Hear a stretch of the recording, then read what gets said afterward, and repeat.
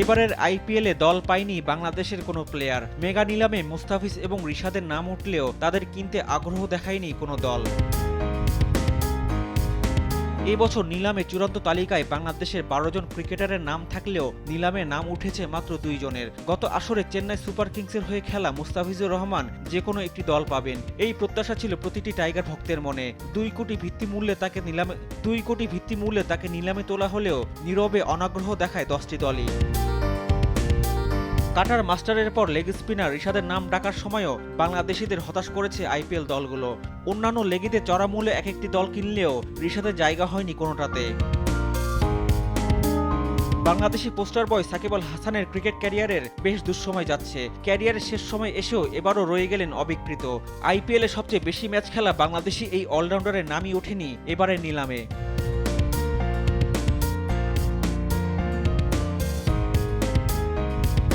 Saudi আরবে জেদ্দায় অনুষ্ঠিত 2 দিনের এই নিলামে বাংলাদেশের তাসকিন আহমেদ, হাসান মাহমুদ, শরীফুল ইসলাম নাম প্রস্তাব করা হলেও তাদের কাউকেই তোলা হয়নি। তাই আসন্ন আইপিএল টুর্নামেন্টে বাংলাদেশি কোনো প্লেয়ারকে ছাড়াই উপভোগ করতে হবে ক্রিকেট প্রেমীদের।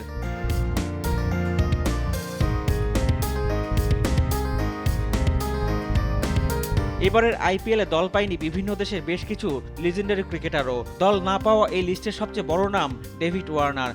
বিশ্বকাপজয়ী এই অস্ট্রেলিয়ান ওপেনার সানরাইজার্স হায়দ্রাবাদের হয়ে আইপিএল শিরোপা অর্জনে নেতৃত্ব দিয়েছেন, কিন্তু এবারের আসরে কোনো দলই তাকে কিনতে আগ্রহ দেখায়নি।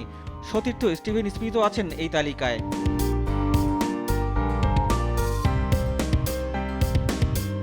মারকুটে ইংলিশ ব্যাটার জনি বেয়ারস্টো এবং কিউই কাপ্তান কেন উইলিয়ামসনও এবারে নিলামে অবিকৃত রয়ে গেছেন।